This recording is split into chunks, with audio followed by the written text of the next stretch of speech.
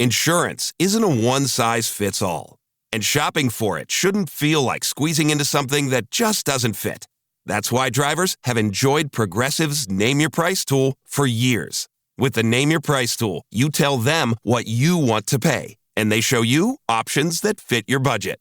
Enough hunting for discounts, trying to calculate rates, and tinkering with coverages. Maybe you're picking out your very first policy. Or maybe you're just looking for something that works better for you and your family. Either way, they make it simple for you to see your options. No guesswork, no surprises.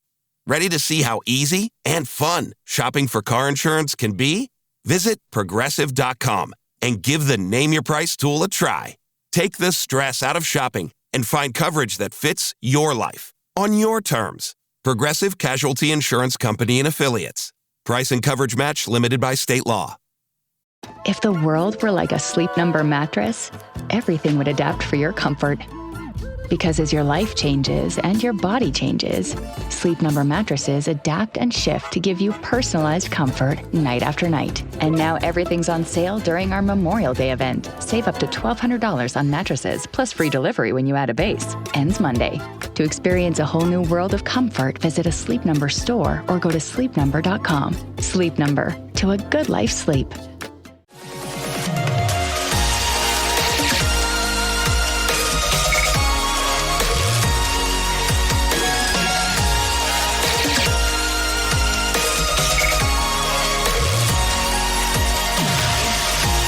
And away we go, episode 1330 of the Al Galdi podcast. It is Thursday, May 21st, 2026, and we now know that this coming NFL season will be the final season for quarterback Aaron Rodgers. At least that's what he said on Wednesday afternoon during a press conference at Pittsburgh Steelers OTAs. Of course, he could change his mind, but he on Wednesday afternoon said that this coming season will be his final season. It'll be his 22nd NFL season. It'll be his age 43 season. Do you know that Washington over the years actually has done pretty well against Rodgers? He is one of the greatest quarterbacks in NFL history, of course, but Rodgers' all-time record against our team in regular season games is just 3-4. Now, he did win a playoff game at Washington, January 10th, 2016, a 35-18 Redskins loss to the Green Bay Packers at FedEx Field in the wild card round. But Washington in regular season games against Rodgers is 4-3, even though he, over those 7 regular season games, has the following stats: 16 touchdown passes versus 1 interception, a completion percentage of 67.16, a yards per pass attempt of 7.57. Not bad. That's why you don't judge quarterbacks by win-loss records. Hello and welcome to this Thursday installment of the Al Galdi podcast. Speaking of quarterbacks, the Washington Commanders took a quarterback in the 2026 NFL Draft. They took Rutgers quarterback Athan Kaliakmanis in the 7th round. What does Washington see in him? Next segment, all 22 style analysis of Athan Kaliakmanis, as we'll speak with Washington Commanders analyst Mark Bullock of Bullock's Film Room, which you can find at markbullock.substack.com. Mark and I also will examine how Washington should go about handling the QB2 and QB3 spots with Jayden Daniels entrenched as the QB1. And we'll discuss the state of the team at cornerback. How worried should we be about Washington at corner? Mark Bullock,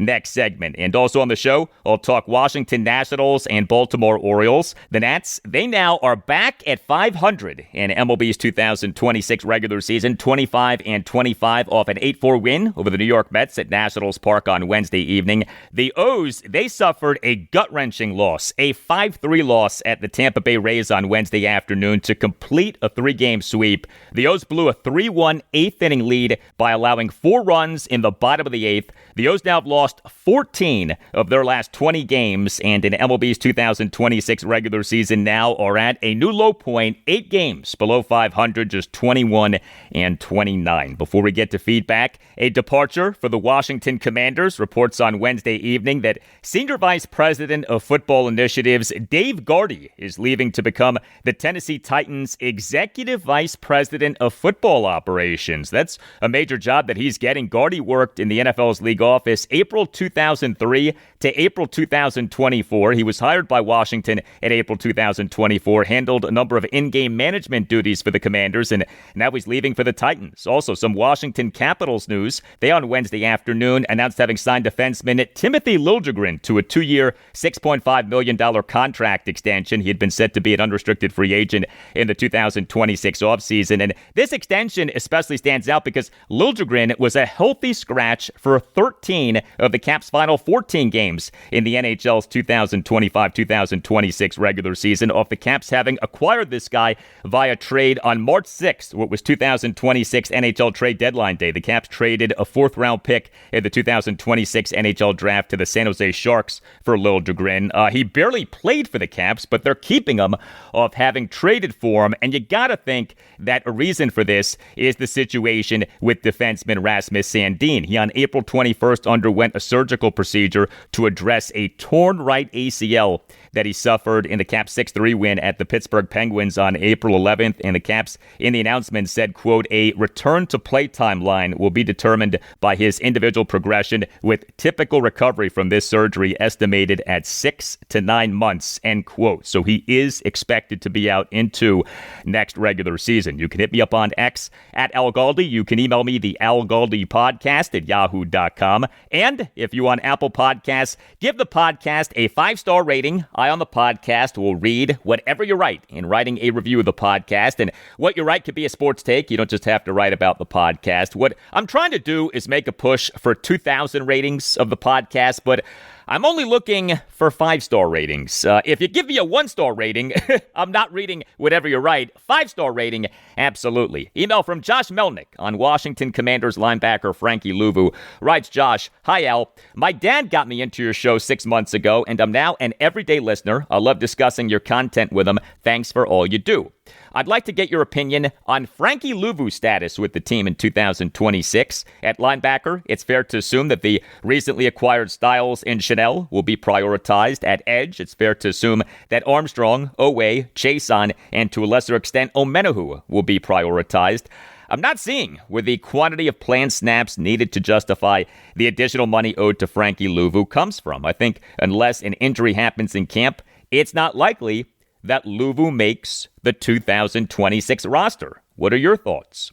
Thank you for the email, Josh. So if Washington's new defensive coordinator, Durante Jones, is going to do what we think that he's going to do, go with a Brian Flores-style defense, then there should be room for Frankie Louvu on Washington. If this defense is going to be a defense that blitzes a ton and throws a lot of looks at offenses and mixes up personnel a good bit, then a guy like Louvu could do really well in this defense, especially considering that the team now has these two athletic freaks at linebacker in Sonny Styles and Leo Chanel. Not only could Louvu be used in multiple ways, but Styles and Chanel could be used in multiple ways, as linebackers, as edge defenders, as defensive backs, you name it. The fact that Styles and Chanel are two linebackers who profile as being good in pass coverage opens up a lot of possibilities. And then you add to that the potential for Louvu, Styles, and Chanel to blitz, and there are even more possibilities. So I'd be surprised if Louvu didn't make Washington's initial 53-man roster for the upcoming season. But there are a couple of things to be mindful of. A,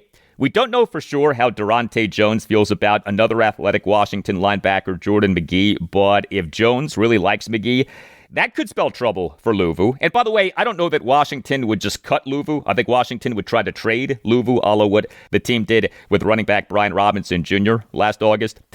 B, Louvu is coming off a down season. Washington in March 2024 signed Louvu as an unrestricted free agent. He had a terrific 2024 season. He, for the 2024 regular season, made the Associated Press's All-Pro second team, but he in the 2025 regular season struggled. Overall grade per Pro Football Focus of just 53.7.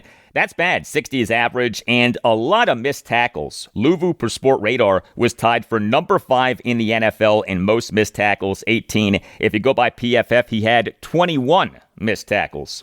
The 2026 season will be Louvu's age 30 season and the final season of his 3-year contract per OverTheCap.com and SpotTrack.com, each of which has his salary cap hit for the 2026 season as being $11.295 million. You know, there actually has been talk about Washington signing Louvu to a contract extension. I'm not so sure about that, extending a linebacker off a down season as he goes into his age 30 season. But I do think that he still can be good for Washington this coming season. We're not that far removed from him being really good in the 2024 season. But three Washington defensive players especially stood out to me as having regressed last season. Linebacker Frankie Louvu, cornerback Mikey Sainristil, safety Quan Morton. How each guy does this coming season is a big-time question for this defense.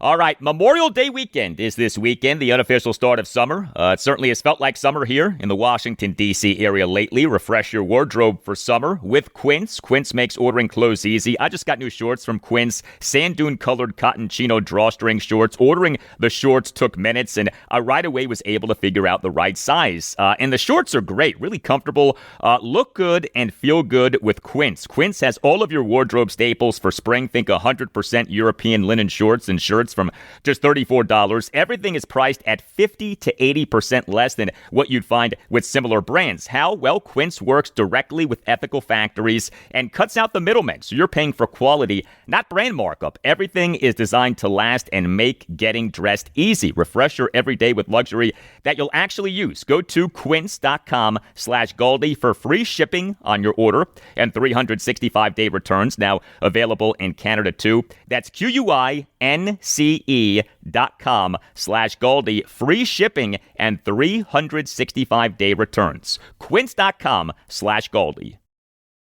Big thanks to our sponsor, BetterHelp, for partnering with us for this important conversation about mental health. This is Steve Smith here, former NFL wide receiver and host of the 89 show on YouTube. So having a counselor and working with BetterHelp, that gives you an opportunity to really start to unpack. But people don't understand, when you unpack things, you also open up a box that you're not always sure what's inside. So I think that's why seeing a professional is extremely important. If you need someone to open up to, visit BetterHelp. That's betterhelp.com/89 to get started. We've all been there. You're away for the weekend, the big game is on, and you realize you're restricted from watching. Or maybe you're trying to check the latest lines on your betting app, but your local network is blocking the site. These are the ultimate unforced errors. You can prevent this from happening to you with IPVanish. IPVanish is the powerhouse VPN designed to keep you in the game no matter where you are. IPVanish helps you stay connected to your favorite team and streaming services while you travel, but it's not just about watching the game. For the bettors out there, IPVanish provides an extra layer of security and privacy that helps you access your account safely on public Wi-Fi. Plus, IPVanish is lightning fast, so you won't have to worry about lag during those crucial live betting moments.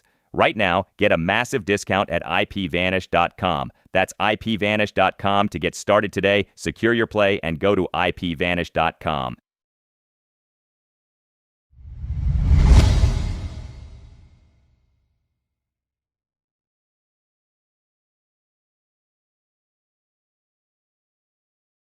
It is a pleasure to welcome back to the Al Galdi podcast Washington Commanders analyst Mark Bullock of Bullock's Film Room, which you can find at markbullock.substack.com. Mark joined us over episodes 1315 and 1316 to discuss the first three players who Washington took in the 2026 NFL Draft. Round 1, Ohio State linebacker Sonny Styles. Round 3, Clemson receiver Antonio Williams. And Round 5, Tennessee edge defender Joshua Josephs. So Mark joined us on episode 1324 to discuss the next two players who Washington took in the 2026 NFL Draft, the team's two sixth-round picks, Penn State running back Katron Allen and Michigan State center/guard Matt Golbin. And we now talk to Mark about Washington's final pick in the 2026 NFL Draft, Round 7, Rutgers quarterback Athan Kaliakmanis. So Mark on his Substack has put up at least one breakdown of each of the six players. So some guys got multiple breakdowns. Again, Mark's Substack is Bullock's Film Room, which you can find at markbullock.substack.com. He has more than 4,000 subscribers. Mark has written for The Athletic and for The Washington Post. He also is a Commanders fan. You can follow Mark on X at Mark Bullock NFL. Hey, Mark, how are you? I'm doing pretty well, thanks. How about you? Doing well. Good to talk to you. So Athan Kaliakmanis, he was in college football for 5 seasons, was with Minnesota for the 2021 through 2023 seasons, was with Rutgers for the 2024 and 2025 seasons. He was QB1 and team captain for each of his 2 seasons with Rutgers. He, for the 2025 season, regular season, and postseason, was number 39 out of 135 qualified FBS quarterbacks in ESPN's total QBR. Now, Washington taking Kaliakmanis was controversial, in part because the team took him over LSU quarterback Garrett Nussmeier, who a year ago was viewed as a potential top 10 pick in the draft. Washington took Kaliakmanis with the number 223 overall pick. The Kansas City Chiefs took Nussmeier with the number 249 overall pick. So what do you think that general manager Adam Peters was thinking in taking Kaliakmanis? So it feels like it's a pick for the coaching staff, and I think you saw that when they were on the phone with him, and you saw that David Blau and DJ Williams were both in the room on the phone with him. That it felt like it was one where they identified him as a player that they liked and wanted late on in the draft or as an undrafted free agent, and you get to the 7th round of a supposedly weak draft, and it's you might as well take a guy that you're high on, and I feel like it was almost character as much as anything else, but that's not really something you can subjectively put or objectively put traits on with character. It's kind of you like the character, you don't, and we don't really know that from the outside. In terms of his on-field ability, he does do some things that match up with what we're expecting the offense to be. He can obviously run the kind of play action stuff that they're looking to do. He's good attacking over the middle of the field. He's not afraid to throw over the middle, which this offense, if you're talking about that 2023 Lions offense that we're expecting it to be, was all about play action and attacking the middle of the field, especially when you had the kind of interior trio of weapons with Sam Laporta at tight end and St. Brown in the slot receiver and Jahmyr Gibbs out of the backfield, and those guys were all running kind of choice routes and pivot routes and things breaking over the middle of the field. He's not afraid to attack those routes over the middle, and he will be very willing to throw even into tight windows over the middle, and he's actually very capable of making accurate throws on those throws over the middle. So that is the encouraging thing. He's also pretty good at kind of rhythm and timing throws. He will, hit the top of his drop and immediately deliver a throw outside the numbers on those kind of curl routes, the comeback routes that are outside the numbers that are the kind of rhythm and timing throws. He's very good at hitting those. He does have a little bit of a tendency to fall into almost automatically throwing them, where he's just getting into he's almost on an autopilot is the way I kind of described it, which was, he gets to the top of his drop and he's just not really even checking if that guy's open. It's, I hit my back foot, I'm throwing that curl route in rhythm and timing, and if the guy is breaking open properly, then that's great. He hits it with great anticipation and timing, but there are times when suddenly a slot defender has worked out to the flat as a flat defender, and he sinks underneath that, and he's not checking that. He's just throwing it automatically. And he specifically, there was the game against Minnesota where he threw an interception doing this. It was a comeback route, and you see him consistently hit those on rhythm and timing. Back foot hits, third step, back foot hits, and he's immediately throwing that ball without necessarily checking out there if it's open. And he did that against Minnesota, and the slot defender peeled off to the flat and intercepted him, and it was like he just basically threw it straight to the defender for an easy interception. So he can be a little bit autopilot-y like that, and that's something that he's obviously going to need to work on. But I think when you're talking about how he might fit this offense, you're looking, I think it's a character pick. I think it's someone that they meshed with well, and they thought, if you're going to take a 7th round flyer on someone, we're going to bet on a character we like, and I think that's probably what this is. But also, he does have some traits where he can attack the middle of the field, and he has some decent accuracy and placement and timing on those throws as well. Do you view Athan Kaliakmanis as someone who could be a long-term QB2 for Washington? With some development, yeah. I think if you can take him off of that kind of autopilot mode and make sure he's checking that guys are open before he's throwing them constantly, then yeah, as I say, I think he's someone that if you keep him in rhythm and timing and you're scheming up that first or second read open, he can kind of run the offense and deliver the ball with decent accuracy. I think I saw some people kind of compare him to like a Jared Goff light, in terms of like he's not going to scramble around. He's not going to give you the athletic ability that Jayden Daniels does, but he is someone that can execute the offense if you're scheming it up well.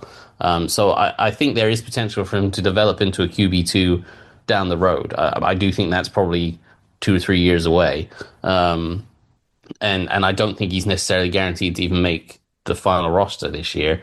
I think there's a decent chance he could beat out Sam Hartman and be QB3. But I think there's a decent chance also that they're only going to keep 2 quarterbacks this year because that they've done a good job of building up the depth, and you've got like linebacker position now where you've got 4 or 5 or 6 guys that you might want to keep, and you only want to typically keep 4 inside linebackers if you're talking about 3-4 defense, and that would be obviously Sonny Styles and Leo Chanel and Frankie Louvu and Jordan McGee. But then you've got Nick Bellore, who's a key special teams guy, which would be a 5th guy, and then you've got Kay Madrano, who's a super athletic guy from and a 5th or 6th round pick last year that they don't necessarily want to give up on.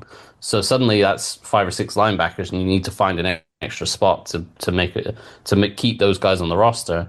And QB3, you kind of think, well, maybe we can sneak a 7th round quarterback onto the practice squad. He's probably not going to get picked up elsewhere. So I don't think he's necessarily guaranteed to even make the roster this year. He might be a practice squad guy, but I think that would be a good path for him to kind of stick around on the practice squad for a year or 2 and eventually be able to take over from Mariota as QB2 if all things go well.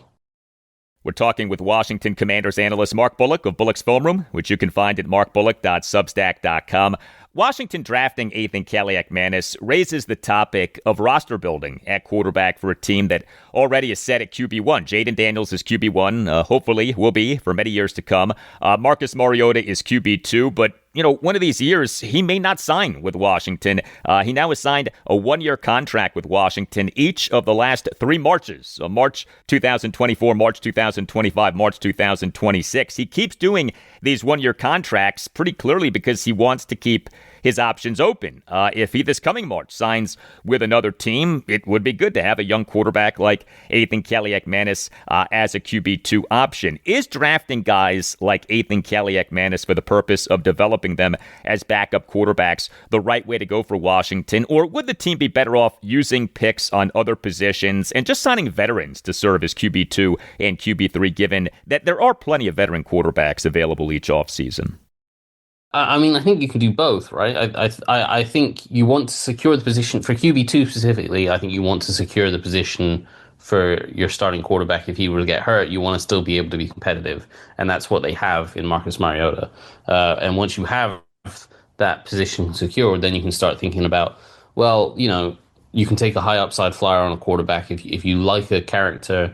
I know there's different guys that subscribe to the theory you should draft a quarterback every year or 2 just in case you hit on him. You can then trade him for something in the future, and that's kind of your ideal scenario, right? You develop him for a couple years, and he plays well in the preseason. And if Jayden gets hurt, which hopefully he doesn't, but if Jayden gets hurt, this guy comes in for a game or 2 at the end of the season and plays well in 1 or 2 games, and that can often be enough to get him, his name thrown about from other teams being like, oh, he's intriguing, maybe we could offer up a 4th or a 3rd round pick, and suddenly you've got that investment back in a few years down the line. So I think you can take both approaches when it comes to the quarterback. I think for QB2 specifically, you need to have a guy that you trust that can actually come in and keep the offense going for, if it's week 15 and you're in a playoff battle and your starter goes down,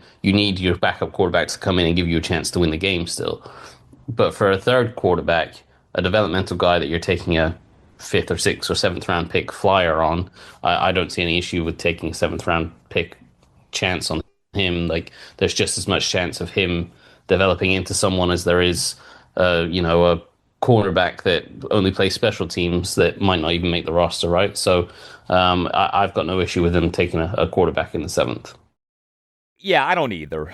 You mentioned cornerback. Washington did not take a cornerback in the 2026 NFL draft. Now, I'm not mad about that. I wanted Adam Peters to go best player available with each pick. But for all of the talk of the team needing to do more at receiver, I'm actually more concerned about corner.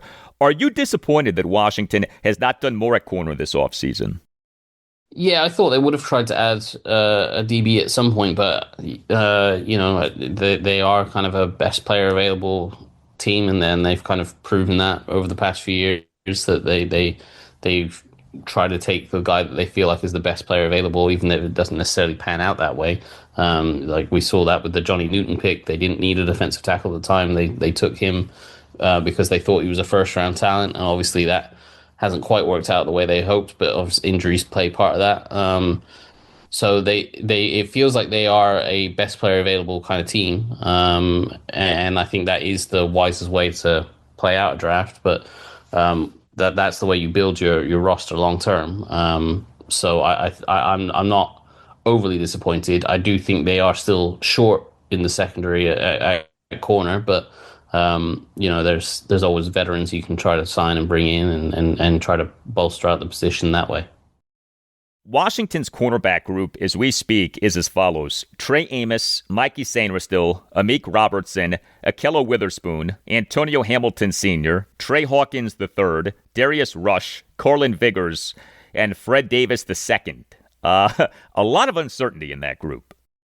Yeah, I see that concern. I do think this defense does insulate the cornerback position a little bit in the way that they play a lot of heavy zone coverage, so you don't need guys matching up man-to-man quite so often. And they typically, if they are going to be as aggressive as the Vikings were, the corners are protected in that when guys are blitzing so much, there's only so many routes receivers can run, right? And that makes it a lot easier.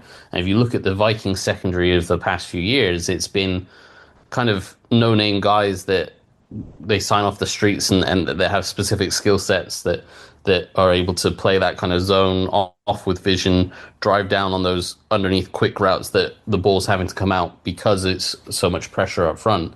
And those guys tend to do well, and it's a lot of guys that haven't done well in other places that come in and do well there. So I think if you look at those Vikings secondary for the past couple of years, it's like you look at the guys individually. It's like, that guy's not a big name player. That's not a great player, and you might go into seasons thinking it's not going to be great, but they managed to insulate that position pretty well. But I do agree. Like I do feel like if I was to add one. If I was having an extra first round pick, I would have wanted a cornerback probably more than anything else, because I do feel like it's probably a kind of a weaker position compared to anyone else on the roster. Washington Commanders analyst Mark Bullock of Bullock's Phone Room, which you can find at markbullock.substack.com. Mark, thanks, and we'll talk soon. Of course, talk soon. All right, always good to talk to Mark. So the Washington Commanders on their YouTube channel have a series, Raise Hail with the Rookies. Athan Kaliakmanis appeared on an episode that came out on May 15th, and you can see why he's regarded as being a good fit for a quarterback room, as Mark detailed. Here was some of the conversation between the host, Brian Colbert, and Athan Kaliakmanis. NFL draft, let's go there first, man. Mm-hmm. Dream fulfilled. Yeah. How was it? Oh my gosh, it was crazy. I wanted to be here. So throughout the process, thinking about being here, coming on my visit, seeing the area, meeting the coaches, meeting some of the guys that are here now on the 30 visit, this is the place where I wanted to be. So when I got that phone call on draft day, woo! It was an amazing feeling being there with my family. I was there with my parents and my grandpa. It was an amazing experience. I couldn't be more thankful. Did you know you were going to come here? Like, you said you wanted to come, but did you have any idea that they'd be taking you? Because by 7th round, I'm sure you're sitting there like, man, anything could happen. No, I really didn't know. I was getting. My agent was calling me, and other teams were trying to hit me for free agency, and I saw VA on my phone. Under the number it says where the location. I saw VA and I said, "No way!" So I answered the call, and if you see that video, when he said we're gonna draft you, I was like, "No way!" Like I wasn't expecting it because I was getting a bunch of offers in free agency. So it was an amazing experience. I wanted to be here, and it was God's plan, man. I'm thankful. Amen. God always have a plan much bigger than ours, man. Yes. Now we got you here in the burgundy and gold. What made you want to come play here? Yeah, it was the culture in the building, the competitive spirit inside the building. It just fit me. It reminded me of my time at Minnesota, my time at Rutgers, a culture fit team, and that's exactly what Coach Quinn has here. The players love him. The coaches love him. We all are going to work together. We're going to get better, and it's just an amazing experience so far. Like that's what I could say so far. I love it here. I really do. Congratulations, man. Thank I'm you. smiling and happy because of how excited you are, man. That is awesome. Good stuff there from Athan Kaliakmanis. Hey, whatever big event that you're planning, a wedding, a party, whatever, consider using a terrific sponsor of this podcast, Catering by Uptown. Visit cateringbyuptown.com and make sure that you mention that Al Galdi sent you. Catering by Uptown is outstanding. It is a family business. It is run by the Pereiras, who are great Washington Commanders fans. Catering by Uptown is committed to meeting your every need with elegance and precision. Catering by Uptown takes care of every detail so that you can enjoy your event. And Catering by Uptown's specialty is weddings. Get excellent service at an affordable price. In fact, if you visit cateringbyuptown.com and click on venues, you could check out Catering by Uptown's premier wedding venues. Visit cateringbyuptown.com and make sure that you mention that Al Galdi sent you. That's cateringbyuptown.com and make sure that you mention that Al Galdi sent you.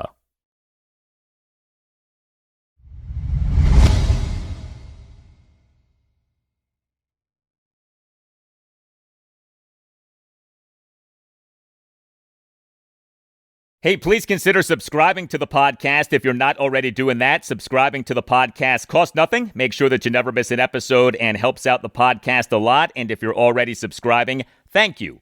The Washington Nationals are back at 500. They in MLB's 2026 regular season now are 25-25. This off an 8-4 win over the New York Mets at Nationals Park on Wednesday evening in Game 3 of a 4-game series. And the Nats, who had been struggling at home, clinched a winning homestand. They're now 4-2 on this 7-game homestand. Also, the Nats now have won 10 of their last 16 games. But if you are a regular listener of this podcast, I did say, as the Nats were beginning this regular season, that I did think that the Nats would get off to a good start, doing well over, say, the first 50 games. Well, here we are, 25-25. I am a big believer in the Nats' new analytics-based process, and so far, so good with the process, especially regarding the offense. Now, I get it. The pitching and the defense leave quite a bit to be desired, but I think a lot of that is a function of talent, especially with the pitching. But the offense has been superb. The Nats, over the first 3 games of this series, have totaled 24 runs as the offense continues to roll. The Nats for this regular season are number 1 in MLB in runs scored, 279, and yes, are dead last in MLB in runs allowed, 294. But the Nats on Wednesday evening, 8 runs, 10 hits, which were 2 home runs, 3 doubles and 5 singles, 2 walks, 4 for 7 with runners in scoring position. The homers came from C.J. Abrams and Jacob Young. C.J. Abrams, he is the Nats starting shortstop and number 4 batter, went 2 for 4 with a 3-run homer and a single. Abrams in the Nats 3-run first had a 1-out 3-run homer to right field for a 3-0 Nats lead. He, for this regular season now, has an OPS of 928. Here was Nats manager Blake Butera during his postgame press conference on Wednesday night on the simplified swing of C.J. Abrams. I think the biggest thing is just in the box. His setup is a lot quieter right now. If you look at where he was, the last couple of years, he's played around with some different things. I think he feels like he's in a really good spot right now because it's really simple and calm. When you see him up there, you don't see a ton of moving parts. It's pretty short, compact, and direct to the ball. I think that's helped him along the way a lot. Yeah, so good to see C.J. Abrams doing so well offensively. Jacob Young, he is the Nats starting center fielder and number 7 batter, 2 for 4 with a 2-run homer and a double. Young in the Nats 2-run 8th had a 2-out first pitch, 2-run homer to left field for an 8-4 Nats lead. Jacob Young for this regular season now, 6 home runs over 173 plate appearances. He came into this regular season with 5 home runs over 1,006 career MLB regular season plate appearances. His increase in home runs perfectly captures the Nats' shockingly great offense in this season number 1 of a restarted rebuild. This is the Nats' new analytics-based process working. We, during Blake Butera's postgame press conference on Wednesday night, had this exchange between my co-host on the Nats Chat podcast, Nats insider Mark Zuckerman of NatsJournal.com, and Butera, and then you'll hear a follow-up exchange. I know you guys came into this believing that Jacob could hit for more power. Did you see surpassing his career total in homers by Game 50? We believed he could do it. Obviously, we had high expectations. We knew just the explosiveness and the type of athlete he is to be able to tap into some of that stuff. We knew that was there. And believe in the work that he puts in, the type of person and player and competitor he is, that I'm not surprised by this. I don't think any of us are surprised by it. Now, expecting when that happens, all that stuff, I'm not sure. But just the work he's put in and how motivated he's been to get better at that and drive the ball more, just couldn't be happier for him. How did you guys tap that? You mentioned, just the raw physical talent he has. How did you guys tap into that to form and have this extra base powers? Yeah, he took a lot of it on himself this offseason. Before I was in this role, before I was in this position, he was already he went to Driveline and worked on some things on his own volition, and our hitting coaches did a great job once they did get hired, just connecting with Jacob and Driveline. Andrew Ite has some history there. Obviously, we hired him from there. Travis Fitta was working with him directly one-on-one. He's now one of our AAA hitting coaches. Jacob, first off, did this on his own and knew he wanted to get better at this. And then our staff did a tremendous job of supporting him and just communicating with him along the journey this offseason and continuing it now.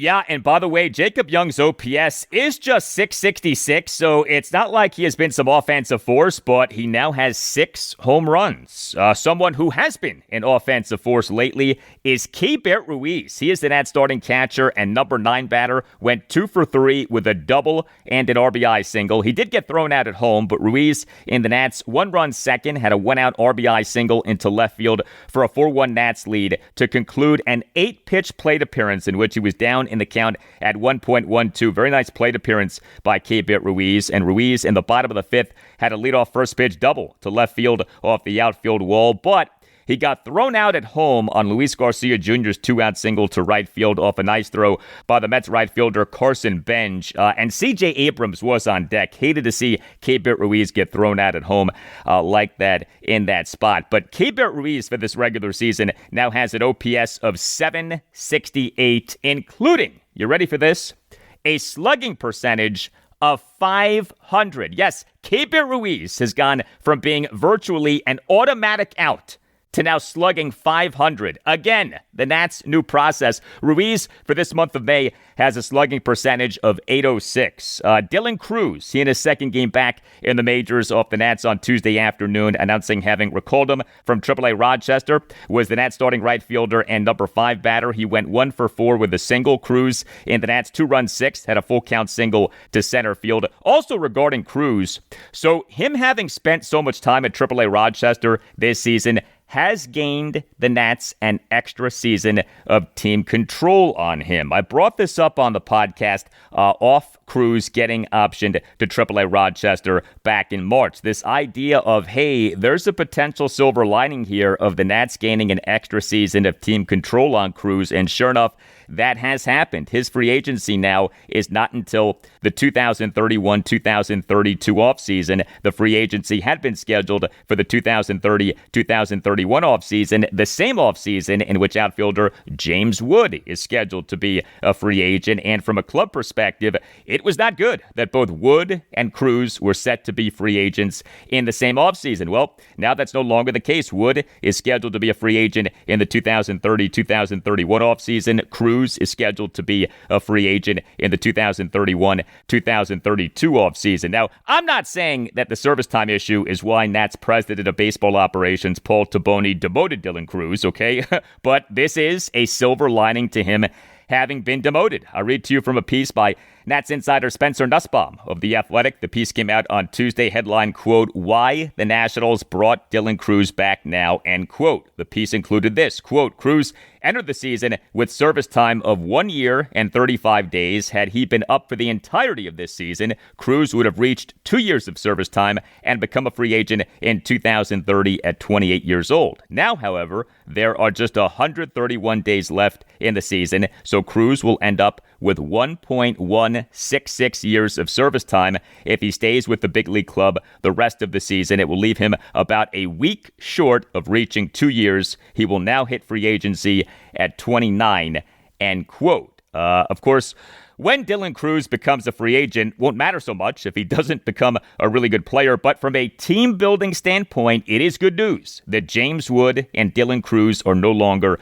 on the same service time timeline. But back to this 8-4 win over the Mets at Nationals Park on Wednesday evening. Nasim Nunez, he was the Nats starting second baseman and number 8 batter, went 0 for 2 with a walk and an RBI sac fly, had a stolen base, and he made a tremendous defensive play. Nunez in the top of the 6th on a one-out groundout by Mark Vientos made a spectacular diving backhanded catch of a grounder up the middle of the infield and then got up and made a good throw to first base for the putout. Nasim Nunez, so good defensively. The Nats starting pitcher in this game was Zach Littell. He was good for a second consecutive outing. He allowed 2 runs in 5 innings, gave up 5 hits, which were a home run, a double, and 3 singles. He had 3 strikeouts versus no walks. So he was pitch efficient and threw a lot of strikes. He, over his 5 innings, threw just 60 pitches, 41 strikes versus just 19 balls. So the homer that Littell gave up was a 2-out solo homer by ex-Nat Juan Soto to right field in the Mets' 1-run third to cut the Nats' lead to 4-2.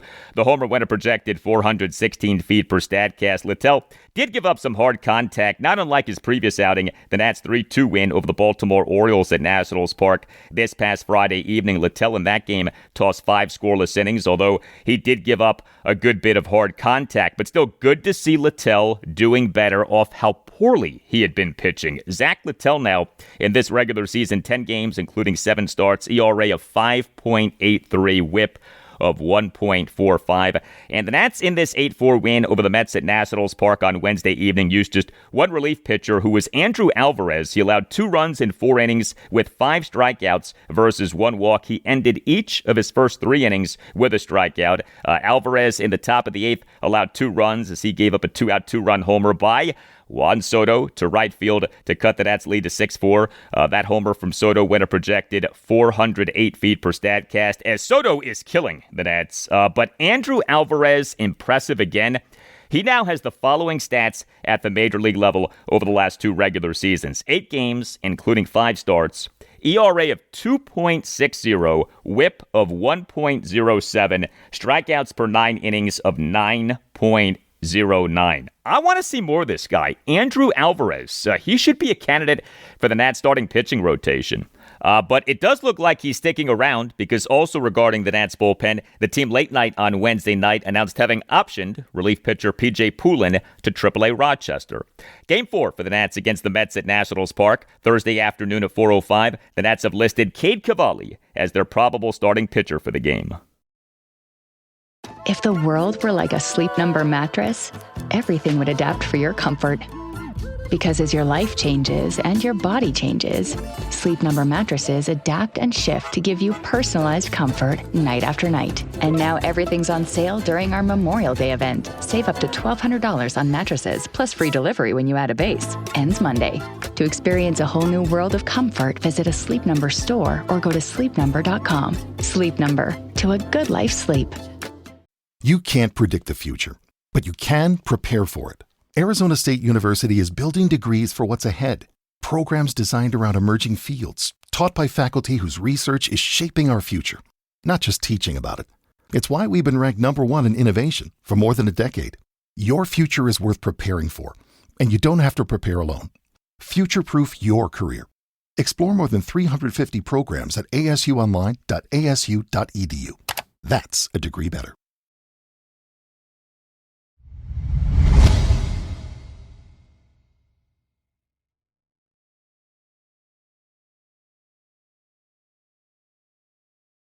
A disaster of a loss for the Baltimore Orioles on Wednesday afternoon in what has become a disaster of a season. A 5-3 loss at the Tampa Bay Rays to complete a 3-game sweep. This was a game in which the O's blew a 3-1 eighth-inning lead by allowing 4 runs in the bottom of the 8th. The O's choked, and they've reached another new low point in MLB's 2026 regular season. They're now 8 games below 500, just 21-29. The O's now have lost 14 of their last 20 games. The Rays in this regular season now are an MLB best 33-15. 3 Orioles relievers in this 5-3 loss at the Rays on Wednesday afternoon combined to allow 4 runs in 2 innings. The culprits were Anthony Nunez and Rico Garcia, and also some bad defense by the O's. Tyler Wells was good. He tossed a perfect bottom of the 7th, but Anthony Nunez officially allowed 4 runs in 2/3 of an inning. He and what ended up being a 4-run 8th for the Rays, faced 6 batters but got just 2 outs. He gave up a leadoff first pitch bunt single by Hunter Fiducia toward third base. Nunez gave up a 2-out opposite field full count single by Junior Caminero to right field. Nunez gave up a 2-out 2-run double by Jonathan Aranda to the right center field gap on a 1-2 pitch to tie the game at 3. And center fielder Colton Cowser badly bobbled the ball in trying to pick it up, and Nunez issued a 2-out 4-pitch walk of Ryan Vilade. Nunez could not get that 3rd out. O's manager Craig Albernaz then went to the Orioles' current closer, Rico Garcia, with Felix Bautista on the 60-day injured list and Ryan Helsley on the 15-day injured list. Garcia officially tossed a third of a scoreless inning, but he and that Rays 4-run 8th to the first batter he faced gave up a 2-out RBI single by Richie Palacios to right field for a 4-3 Rays lead. And then came a killer moment. The Rays successfully pulled off a double steal that included Ryan Vilade stealing home for a 5-3 Rays lead as second baseman Jackson Holliday's throw to home was high. Holliday came off the bench to pinch hit, then played third base in an MLB regular season game for the first time in his career, but he then moved to second base, his usual position, and yet he made the high throw. And by the way, the Rays over the final 2 games of this series made Rico Garcia look human. He in the 4-1 loss at the Rays on Tuesday evening officially allowed 1 run in a third of an inning. He in the Rays 2-run 8th faced 3 batters, but got just 1 out. He to the first batter he faced gave up a 2-out RBI double by Richie Palacios to right field for a 3-1 Rays lead. Garcia to the second batter he faced gave up a 2-out RBI single by Johnny DeLuca to left center field for a 4-1 Rays lead. Rico Garcia came into that game having allowed just 1 run and having given up just 2 hits in 20 innings in this regular season, but the Rays got to Garcia over the final 2 games of this series, what ended up being an embarrassing 3-game sweep for the O's at the Rays. Here was Craig Albernaz during his post-game session with reporters on Wednesday afternoon on the bullpen meltdown, and then you'll hear multiple follow-up exchanges. Obviously, the leadoff bunt, get the leadoff guy on, and Nunez did a good job of making pitches to get the 2 outs, and then it was just Aranda, just a grindy at bat, and just wasn't able to put him away. Then he walked the next guy, and that's when we brought in Rico, and Rico fell behind 3-0, and in the dugout we kind of knew like he swings 3-0, and he did go to fastball and he put a good swing on it. With the way this game had gone and to be able to pull ahead and go into late in the game with the lead, I mean, just how much of a gut punch was this for the team? Oh, it's a big time gut punch for sure. It's 3-1 lead going into the 8th. With our guys that we trust a lot, that have been throwing extremely well, and by no means did we ever think the game was wrapped up. That's why it was 27 outs, but with our guys, and we felt pretty good. And also there's some meat on the bone where a couple opportunities where we didn't go first or third on some balls in the outfield, where to get those extra runs where we're operating right offensively and on the base running side, like we're taking those extra bases and getting to third base with less than 2 outs and be able to sac fly or have the infield in and move the ball forward.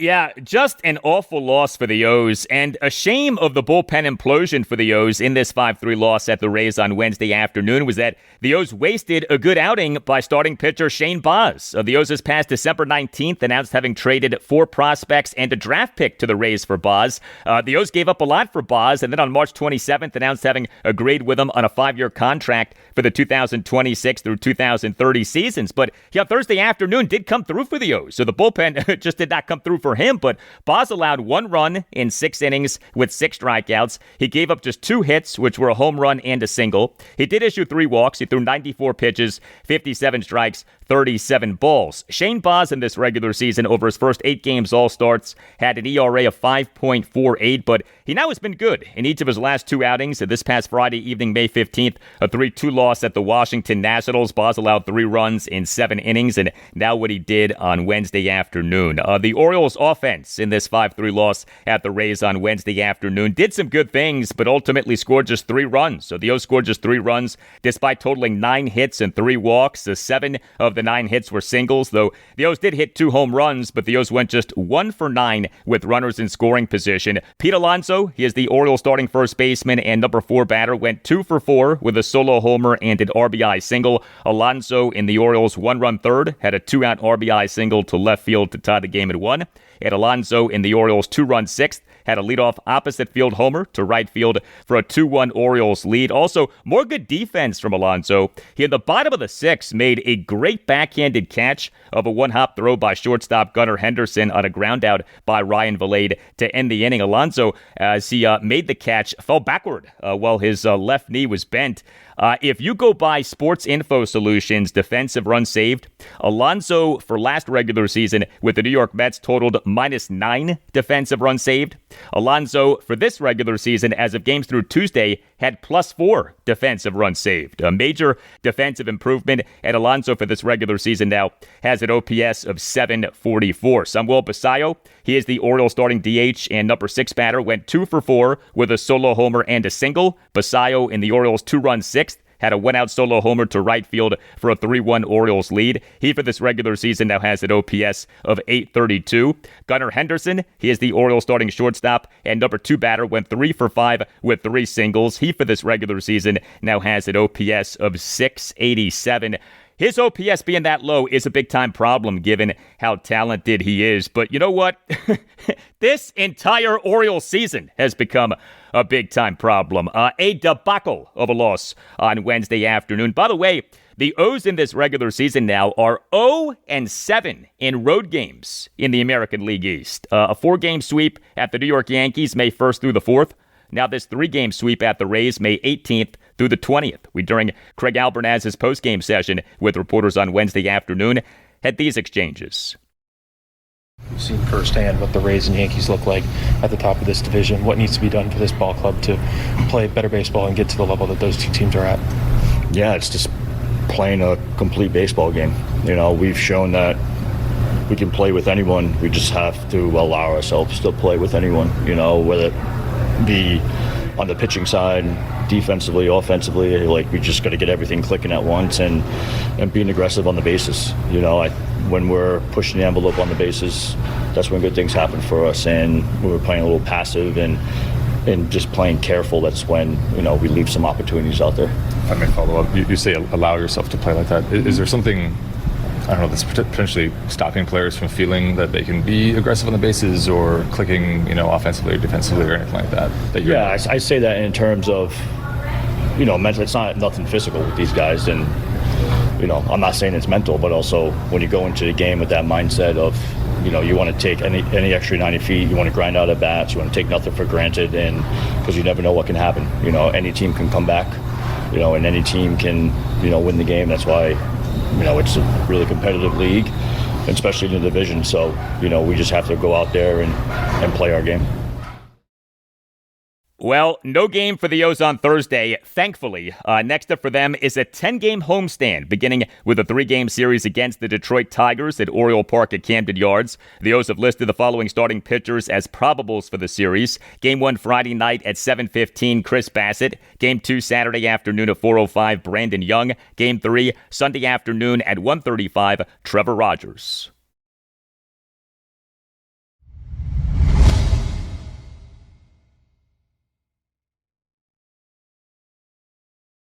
And that'll do it for you and me for now, but there's more to come. Friday's show, episode 1331, will have much more on the Washington Commanders. Also on Friday's show, I'll talk Washington Nationals. The Nats are home to the New York Mets Thursday afternoon at 4:05 for Game 4 of a 4-game series. Have a great rest of your Thursday, and I'll talk to you on Friday. This is the place where I wanted to be. So when I got that phone call on draft day, ooh, it was an amazing feeling. Spring is packed patios, parties, wedding weekends, and RK Zero Proof keeps you in the mix without the morning after regret. As the original Zero Proof Spirits brand, RK's Warm Molecule gives you that real deal burn of whiskey or tequila with none of the alcohol. 0 calories, 0 sugar, and a whole lot of freedom to enjoy the moment. Sip smarter this season at rkzeroproof.com. That's rkzeroproof.com.